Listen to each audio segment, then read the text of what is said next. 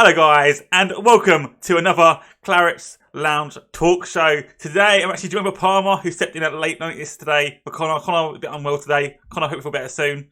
Palmer, welcome to the Claret Lounge for the first time. Welcome, I'm happy to be here. So it's been another interesting few weeks, I guess we could say. Another interesting week for the club and ongoing movement as well. With outside the club, but we'll start off today with Saturday. So Saturday was non-league day. We hosted Hungerford. On Saturday. We were currently on a 6-game losing streak, and it really was a must-win game on Saturday. Sadly, once again, we lost 2-0. Once again, it's the same sort of, story. We started well for a period of time and we didn't capitalise, did we, Palmer?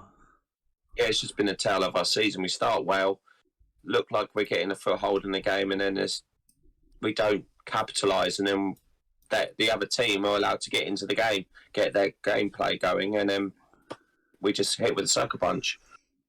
Yeah. It's been a tale of our season. Yeah, and, it's... What do you think is going wrong right now for us? What is getting the most with the team? Do you think tactics not right, or is we just lack of quality? I just think that final third is just not right. They've got the lads can do it. I know they've got the ability to do it. It's just not falling for them.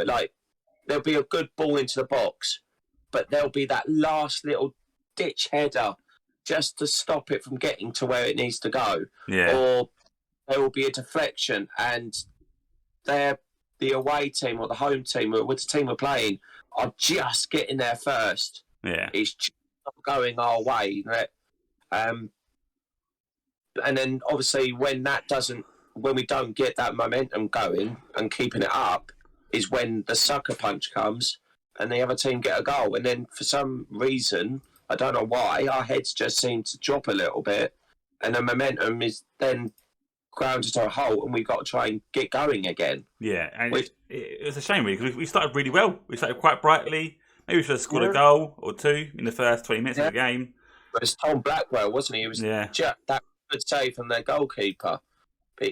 It's one of those things. The keeper could just make one brilliant save, and again, that stops our momentum. Yeah, it's been the same story for a few weeks now, that we lack that killer instinct in front of goal. And Sharon probably had his best 20 minutes in a long time. Yeah, I agree. He actually looked. I wouldn't say he's not looked interested. He's just at times it comes across, but he's trying his hardest. He's the most experienced striker we've got fit at the moment, so he's going to struggle on his own because he's not, and then he hasn't got that anyone to head the ball to.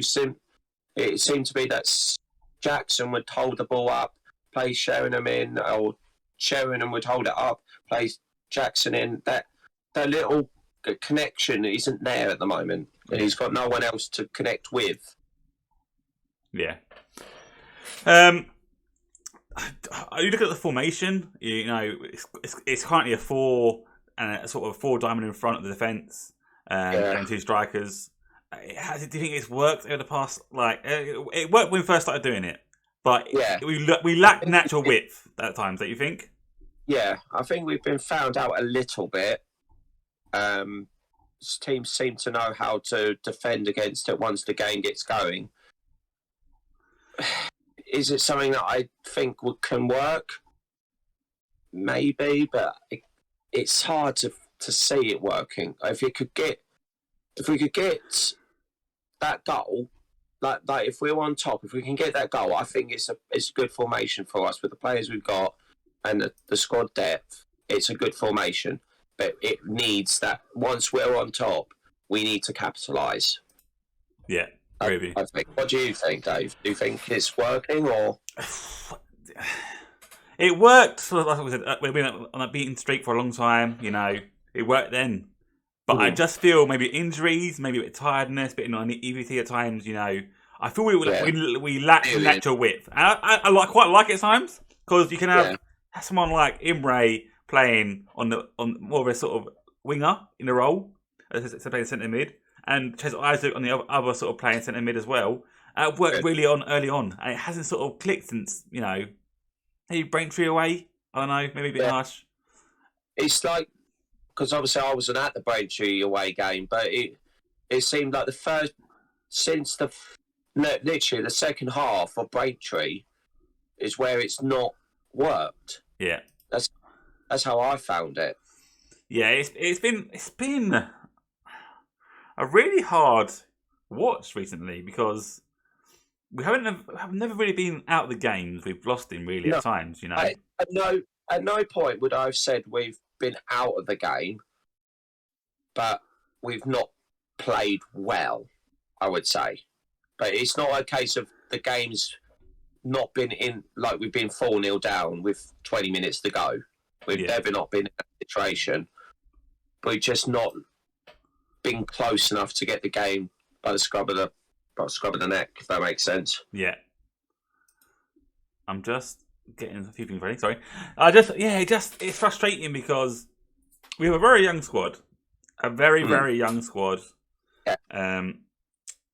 And we knew at the beginning of the season it wasn't going to be easy for the lads. It's their first season.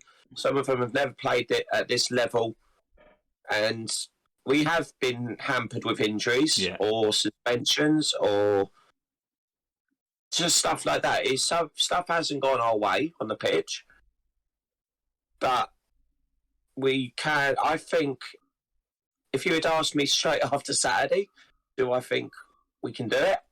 Maybe not. But now, I think 8 games to go, 8 cup finals. There's 8 cup finals. Yes, they're against teams that are strong, but I think we have got a chance. I don't know. Like, I don't know. I look like I'm normally the positive person, right? I just felt after Saturday, on the way home, I felt demoralised.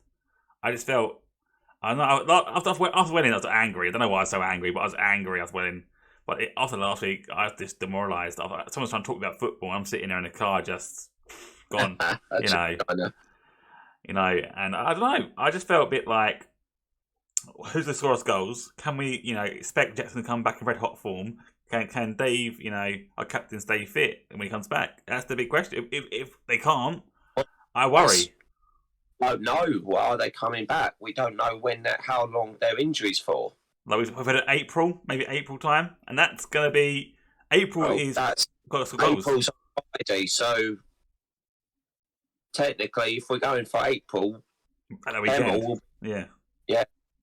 But then again, how long can they last? Can they last the whole game yet? Because I wouldn't expect them to come back and last. No, hopefully they get minutes in the reserves, but they could have worked to advantage having been playing in the reserves. But would you risk playing in the reserves and getting injured? I don't know. Like our season really, ends up with if they can stay fit and Jackson can score goals. But we can't just rely on Jackson. Players need to step up. No, we can't. Can't just rely. I'm just looking at fixtures up. So we got 8 cup finals, and I think the biggest 2 are obviously Tonbridge at home and Billericay at home. And those 2 are obviously Billericay are just below us, and Tonbridge are just above us. So those are the games that will define it. Obviously, we got to pick up points elsewhere, but those 2 I must not lose. Yeah, we really. can't lose. Yeah, can't lose them. Yeah, and it's a good job it's at home. It's a good job it's at home. I think we have to beat Tonbridge. I think we need to get something at the weekend. I honestly think we need to get something at the weekend. We can't rely on Team Welling to lose or win or to lose. We can't rely on that because they beat us. So facing Billericay, or is it on my? I think is it Billericay or is it someone else? Tonbridge. So it's not, once again, it's not a Tonbridge. Haven't been playing that great at times, so it's an even game. Yeah, because I'm looking at the table now. You've got Welling bottom on 30, Billericay second bottom on 30, us 31, and then you got ahead of us Bath and Tonbridge. Yeah. So, and Bath haven't been on a good run of form, and I was suggesting them for the playoffs. So that just shows how far yeah, no, it's going to be a very much tough running, and I've got I don't know why. I just feel positive. Yeah, I don't know. Maybe because I feel a bit demoralised still after the last weekend. I think it's 7 in a row. It's the wrong time to lose 7 in a row. Yeah, it's hard because sometimes you can't blame the fault of the players. They're trying their hardest. Like I said, they've got a young squad. Yeah. Are they understanding tactics? I don't know. It's hard, isn't it? The tactics, and I'll say, because it happened last week with Welling, and it happened again on Saturday. I don't understand Robbie's substitutions. Yeah, let's. He brought on 2 strikers. In more. He took Frimpong off, which was breaking up the play. I know we were 2 down. I think we were 2 down by then, weren't we? Yeah. But it just, I feel with Frimpong in midfield, it breaks the opposing team's play down. Yeah. And we allow Dara and Isaac or Dunn time to move up the pitch and create that space to allow Blackwell and then Imre to move in on the side. I just didn't understand it for Welling. Didn't understand it for. It looked a mess at the end. We had 4 strikers, and people might go, Tom Back was playing behind the strikers and things like that. For me, it looked like a mess, and 4 strikers on the pitch for 20 minutes. It didn't work. It didn't work at Welling. It didn't work. We didn't make the chances. So it's all full going to the spaces that strikers have already occupied. So it's too many. Yeah, it didn't work for me. I don't think it worked. Yeah. So I'd like to see if I can keep Frimpong on the pitch for the whole, and obviously injuries and suspensions. That's different. But if we can keep him on the pitch for the 90 minutes to break up the play, so we're going to need it for Hemel. Yeah. Hemel's an easy place to go. Whether you're in form or not in form, it's not going to be easy. Yeah, they are off. They won, didn't they, with 9 men at the weekend, I believe it was. Last minute winner. Yeah, so they had 2 men sent off and they still won the game. So hopefully the players that are missing maybe from that game may have affected them. And I don't think they can be. No? Because 7 days. Is it 7 days? How did Vaz? No, because Vaz got sent off against Dartford, but played the game after. Wasn't the same day? That wasn't that 3 days afterwards, though. I can't remember how this suspension stuff. It's confusing. It's not like the Premier League. Sent off. Yeah. Do you think what player do we need really to rely on to keep us up this year? Do you think it's Dara? Do you think it's Tom Blackwell? Do you think Jackson? Sorry, I mean not Dixon. I think as much as I don't like to put pressure on the lads, it's Blackwell has got massive pressure on him because he's a very talented young man and can deliver on the big occasions when we need him to. But you can't just rely on one player. Dara, I think he's been fantastic this year. You got to look at Sheringham as he is at the moment our most experienced and captain striker, and he's our captain. I know he can. We know he can. Even if the ball just deflects off his backside, he just needs a goal. Yeah, I agree with you. Goal, and I think if he gets a goal, he could go on and score a few more. That's all he needs. We can't keep just relying on one player though. Everyone's got to turn up. Dara, Blackwell, Dickens, Isaac, Vaz. They've all got to turn up, and I know they will. They can do it. We've seen it. Yeah. Obviously, going back to Saturday as well, there's a fun day at the club. I've been very critical. If you watch the shows previously, I've been very critical about the club. So today, I'm so positive about the club. I thought the fun day was really well organised. It was great to see so many young fans coming through. I noticed a lot of young fans first time at the stadiums, coming with their parents, getting scarves, buying programmes, getting players to sign their programmes. So I'm be positive because I've been critical over the past 2 weeks. It was refreshing to see. It really was to see so many new faces in the ground. Everyone seemed to be having a good time, enjoying the food, enjoying the sun. It was a brilliant. The club got it. Well, not that they could control the weather, but they got the best day for it. Weather was stunning. Wasn't cold. Food was good. Drink was good.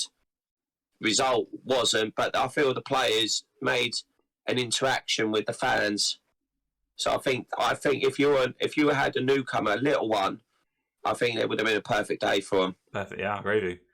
If I had to be overly critical, like I try to look at positives and critical things. There's a little bit of wait for the bar at this before kickoff and at half time. Only little critical things that people do like to have their beers quickly made. Was it £14 for a brew? Yeah. Apparently, it was very good. Yeah. But £14. Kebab, yeah. Yeah. But yeah, I think overall it was a good day out.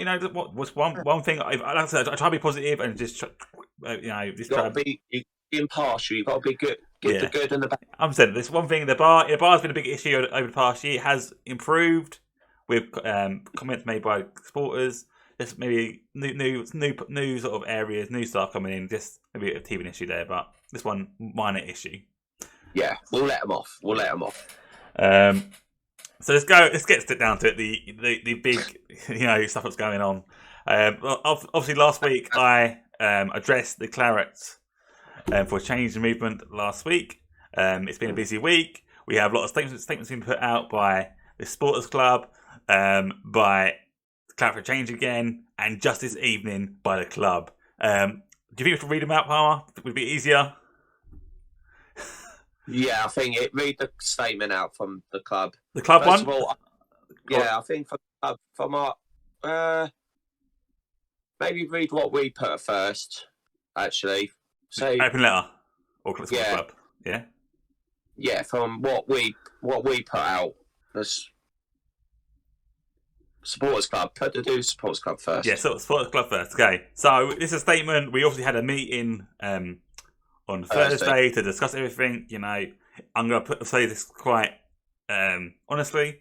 Me and Palmer are with the Claret for Change movement. We're in a bit of a difficult situation because we are there.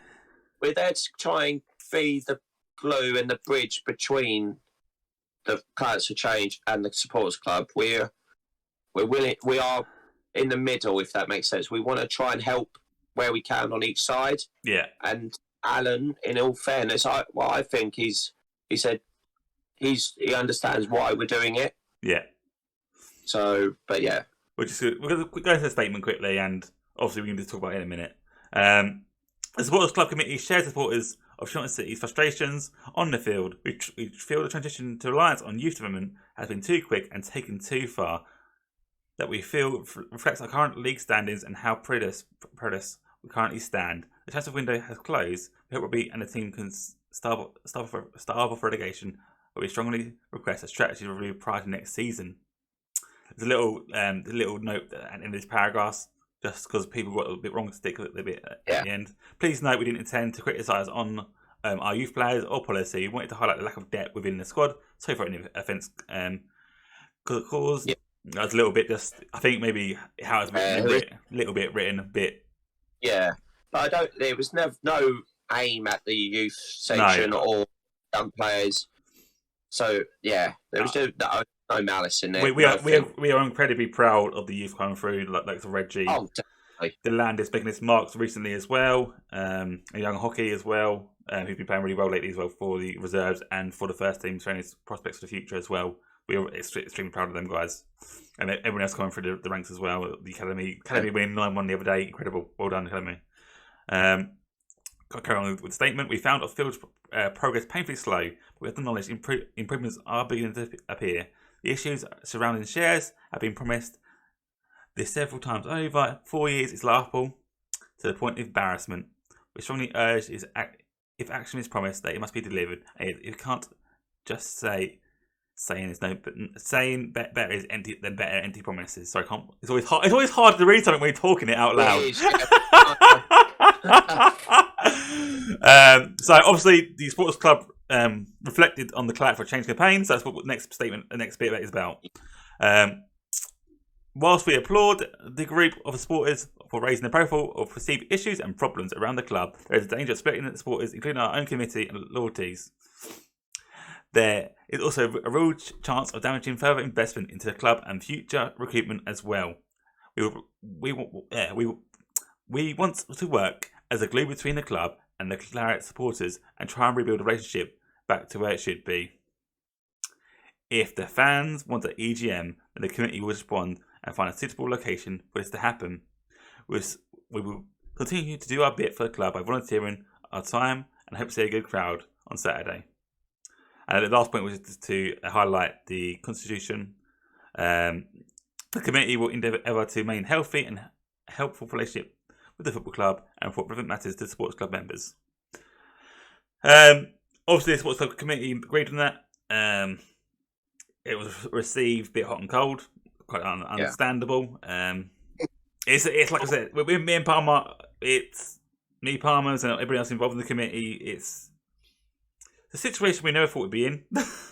I never. If I asked me this time last year, I'll be in this situation where there's a Claret for Change movement. You know, trying to support the change in a positive way for the club. Yeah, it's not. Yeah, it's not a case of we want so and so out. We want so and so out. We want so and so in. We just want to work with the club and get it back to where it should be. Yeah, we just want a club that we can be proud of, and a club that we feel is achieving something. And at the moment, I don't think we are achieving what we as a fans would want as a club.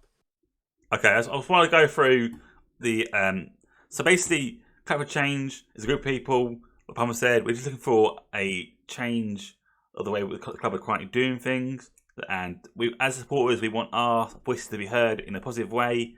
So the 5 aims of this movement is for supporters to be represented on the board, expand the board, and have each person responsible and accountability for different areas of the club. We had a look at the 10-year plan and how it's structured out. Right now, because it hasn't been updated or it hasn't been updated for public, we have no idea who's in charge of what. No. Investment into the club. Open and honest communication and proactive engagement with sports clubs to ensure fan experience is improved and maintained. Induction of commercial initiatives to increase footfall, funds, quality of match days, and supporters' engagement. To convert a 10-year vision to a plan that shows accountability, progress, and goals, bringing all sections of the club. And, basically, I mean, we didn't want to protest on Saturday. Like I said, we didn't want to do that. It was just the last thing we had to do. We wanted to do. It's the last thing we wanted to do, but it was the only thing we felt like we were backed into a corner. Really, it's the only thing we could do. Yeah. So since that, you know, the protest on Saturday was very peaceful. It was well attended by supporters. Just from the group, people came up to the group and asked questions, and you know, it was well received. You know, even from fans who hadn't been there before. Yeah, just genuinely wanted to know. There wasn't any animosity. There was no swearing. Obviously, to my knowledge, there was no fights or anything like that. It was just a peaceful protest, and I think it didn't really hamper the day. I know there was people who felt it would. I think it didn't really disrupt anything. Didn't really cause any issues. Do you think it did? No, I don't think it did. All. Like I said, you know, it's something we didn't want to do. I know me and Palmer was outside a bit more than I was. I was helping out sell programs, doing the AC. Palmer was just floating around to make sure that everything was okay. And it was. And And it was a really good day for the for the group, for us, for everyone all around it. It was positive, Yeah. So we got a statement from the club today. Was a bit surprised about at first. I was a bit surprised. Same was I. But first, I think we should say that we applaud and we look forward to hearing and working with the club a little bit more. And obviously, whenever the meeting is, I'm sure we as a group or as the committee will be looking forward to try and working to mend bridges. Yeah. As such. Perfect. So I'm going to read a statement from Steve Shaw that was posted today. So this is posted about 2 hours ago. So it says, cross statement, Claret for Change. Over the past week, the Claret has noticed and understood the message from the Claret for Change campaign, movement, what we call it, to help in the process of moving forward. So we proposed to engage with Claret for Change and the Supporters Club to meet and agree a way forward. The club will be in touch with both parties to arrange suitable dates as soon as possible. Notwithstanding this, the club also finds itself in a hugely important 8 matches of the NRL South season and hopes everyone supporting the club can pull together and get behind the team. Steve Shaw. So, it's an interesting statement. He wants to work with the campaign. Like, I honestly didn't think he would reply to it, but he got a letter handed to him on Saturday. And he was reading it. I could see from where I was standing, he was reading it. So, he could have easily just not read it, got rid of it, and then sat on it. But fair play to him, he has read it, and they have responded. So hopefully, as I said, we'll see where it goes from there. But I just hope they back it up. They haven't just put this out here; they now have to back it up. Indeed, and it's hopefully this will be a positive way to move forward, and get the supporters united. I think the supporters have been united for over the past 2 weeks. We've never seen before in a long time. The supporters have been united. I think there's a few that I'm not too sure about it, but I think overall there's a big united feeling behind the supporters, all ages as well, not just Well, you just take Saturday. Look, obviously there's a protest going on about the club, but literally 2:50, 2:55, that stopped, and we were all cheering the lads. And I don't think there's not one person who doesn't want this to be a success on the pitch. We're all united together. 8 cup finals, and I can guarantee you for 8 of them, whether it comes down to the final game, the fans will be there in numbers to back those lads. 100%. But yeah, I was hoping this will be like I said a minute ago, I hope it can be a positive change, and the club do arrange the meetings quickly, and hope everyone sits down, and it's a positive chat. But we've been in this position before. We just need them to talk to us. Talk to us, please. Talk to us. Yes, sir. But just moving on, Palmer. We saw the bunch of amateurs film behind the scenes the Clarets at Dorking at the weekend. It was interesting. Do you want my signature? Because obviously, Palmer was obviously in it, interviewed by the guys, a bunch of amateurs. It was interesting, wasn't it? And we changed the camera angle. Oh my god! It makes me look like I've got a bigger face than I already have.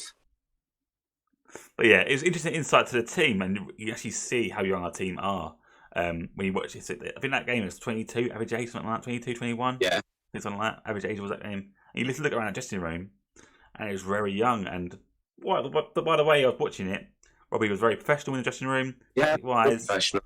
Very professional.